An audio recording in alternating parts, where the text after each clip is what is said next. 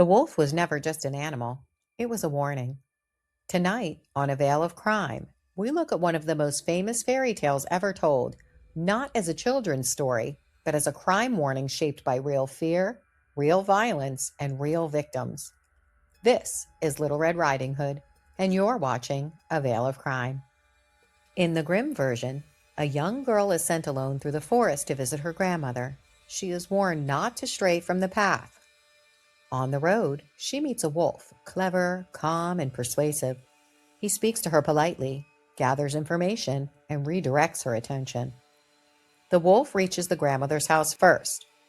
He kills her, he disguises himself, and when the child arrives, he waits. Only in later versions does a rescuer appear. In the earliest tellings, there is no saving her. Stripped of symbolism, the story is not about an animal at all. It's about deception, predation, and trust exploited. Little Red Riding Hood reflects documented medieval and early modern crime fears, particularly involving children traveling alone. Historical realities include children sent on errands along the roads and forest paths, travelers attacked outside village boundaries, sexual violence and murder hidden by isolation, predators using conversation, authority, and disguise. In medieval sermons and legal language, the term wolf was frequently used as a metaphor, not for animals, but for men who preyed upon women and children. The symbolism would have been instantly understood.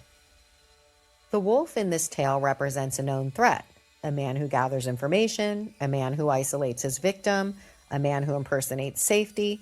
These behaviors mirror what we now recognize as grooming, a process documented long before modern psychology had a name for it. The story teaches one lesson clearly: danger does not always look dangerous. Little Red Riding Hood was never meant to be comforting. It served as a warning to children traveling alone, a lesson about trusting appearances, a record of crime communities could not prevent.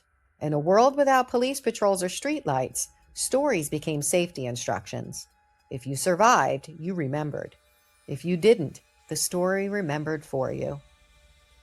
Like the Pied Piper, the Robber Bridegroom, the Juniper Tree, and Hansel and Gretel, this story exists because the crime behind it was recognizable. Not rare, not mythical, recognizable. Grimm fairy tales are not exaggerations. They are compressed crime histories shaped by repetition and fear. If you want more historically grounded crimes hidden inside Grimm fairy tales, subscribe to A Veil of Crime. This episode is part of the Grimm Fairy Tale Crime series, where folklore is examined as warning and not fantasy. Watch the full series only on A Veil of Crime.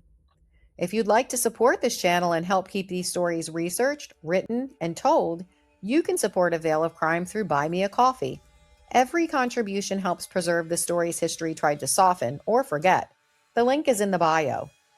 The wolf was never just a wolf. It was a name for something far more dangerous. And once you understand that, the fairy tale stops being fiction. Thank you for watching A Veil of Crime.